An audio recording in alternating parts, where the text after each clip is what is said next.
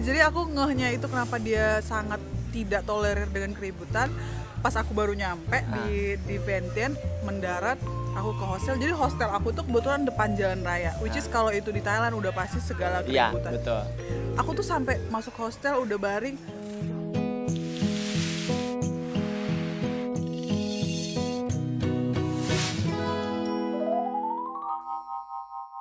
Itu tadi pengalaman yang tidak bisa dilupakan. Kalau nggak menyenangkan di Laos itu apa? Yang paling nggak menyenangkan ya, jujur aku nggak ada sih. Karena Kalau untuk mungkin- Laos ya, Karena mungkin itu udah jadi wishlist ya. udah jadi wishlist. Terus Oke. aku sebenarnya ekspektasi aku tentang Laos dengan reality berbeda. Justru ekspektasi aku itu that country would looks like Cambodia, which is aku mungkin nggak menjadi salah satu negara favorit aku di Asia Tenggara. Tapi ternyata aku malah mencintai Laos lebih dari Thailand. Oh iya? Iya. Mungkin karena Thailand itu sudah terlalu banyak modern kali ya. Iya, jadi- which is mirip Jakarta. Right, dan kayak aku gitu ya. di Thailand kan aku udah ke semuanya Iya. kecuali yang belum tuh Hat Nhai. Jadi kayak mulai dari semua tempat aku udah pergi gitu. Dan aku saking segitu cintanya sama Dengan Thailand. Dan memang nggak pernah berkesempatan ke Laos aja gitu. Tapi ketika aku nyampe Laos, I feel it's more calm, lebih less tourist, terus orang-orangnya juga lebih civilized ya. Iya.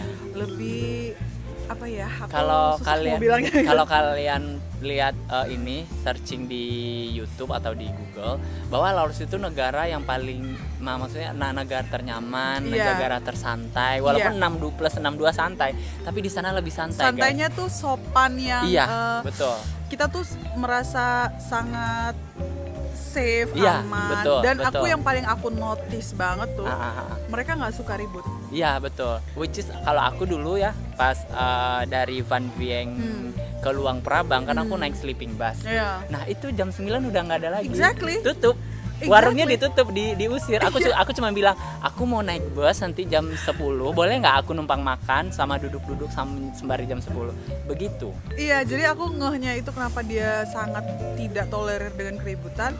Pas aku baru nyampe di Vientiane, mendarat, aku ke hostel. Jadi hostel aku tuh kebetulan depan jalan raya, which is kalau itu di Thailand udah pasti segala Iya keributan. betul. Sumpah di sini pagi-pagi jam segini aja jam 8 itu dingin banget, udaranya sumpah dingin banget. Kayak gimana ya, seger gitu kayak lagi di pegunungan. Seriously, I'm not lying. It's super cold, very chill, and it's a very calm kind of city. Aku tuh sampai masuk hostel udah baring, wow ini kok nggak ada suara apa-apa ya. Jadi tuh aku sampai buat story loh, aku bilang guys kayaknya negara ini emang bener-bener nggak suka keributan. Iya. Dan padahal aku di depan jalan raya, suara motornya tuh hampir nggak ada gitu. Iya, Jadi betul. that's why I love Laos so much gitu. Jadi aku kalau dibilang nggak enaknya untuk Hampir saat nggak ini ketemu. nggak ada gitu. Bahkan makanannya juga aku suka. Oke. Ngomong soal makanan. Nemu nggak makanan yang halal? Karena kan kita Muslim harus ada yang makanan halalnya. Nemu, gitu. jadi kalau di Thailand ya udah pasti halal, Ada. banyak Iya. banget. Even the Thai people are Muslim as well. Yes. Dan mereka juga tahu kita yang berhijab itu pasti Muslim. Yes. Tapi kalau di Laos, basically it's quite different. Mereka Iya. memang nggak terlalu aware Iya. dengan hijab kita. Dia Karena nggak rata-rata tahu. mereka di situ Buddhis ya. Iya, Buddhis. Jadi aku biasa search di di Google for sure. Dan aku biasa makan India. Jadi itu guys. salah satu triknya kalau Iya. kalau kalian udah nggak nemuin lagi tempat yang halal. Tapi di Laos ada, kebetulan deket hostel aku ada fast food yang Iya. halal. Dan emang tulisannya halal dan Iya, semua yang pelayannya pakai hijab. Oke. Itu Berarti aku it's tuh safe. very safe. Iya. Tapi habis itu aku biasa kalau nggak ada ya aku alihin ke Indian food. Oke, I see. Kasih tips dong buat cewek sama solo backpacker. Apa yang mesti dimotivasi buat mereka biar mereka pengen pengen mungkin ada yang punya mimpi tapi belum pernah kesampaian. Oke. Yang pasti sih jangan takut karena kebanyakan teman-teman aku cewek-cewek ya tuh pengen kayak aku gitu pergi solo traveling, tapi rata-rata takut lah. Tapi Masih ada ketakutan di dalam diri bahaya sendiri. nggak sih? Ntar gimana kalau kesasar? Iya. So many negative thinking. Jadi kalau kalian memang pengen solo backpacker, yang pertama tuh harus berani dulu. harus berpositif thinking banget, karena kalau kita aja udah negatif udah pasti susah ya kan. Ya, mau ngapa-ngapain juga pasti nggak negatif. bisa. Terus yang kedua preparation, kalau kayak aku pasti riset, itu aku udah sangat detail banget. Jadi kalau misalnya pun aku kesasar atau apa, aku tuh biasanya udah tahu aku harus kemana, aku harus cari apa. Jadi emang riset aku tuh sangat detail dan aku bisa pastiin so far wherever I go it works good for me. Dan jangan lupa taruh di handphone. Jadi kalau misalnya kalian kesasar, tetap jadi dalam bentuk picture ya. Jadi kan Jadi di screenshot gitu lah ya. jadi kalau Google ini Map-nya apa gitu. ya ini jadi preparation mulai dari budget, riset, tempat, semuanya harus detail. Especially kalau sendiri. Kalau sama teman kan enak.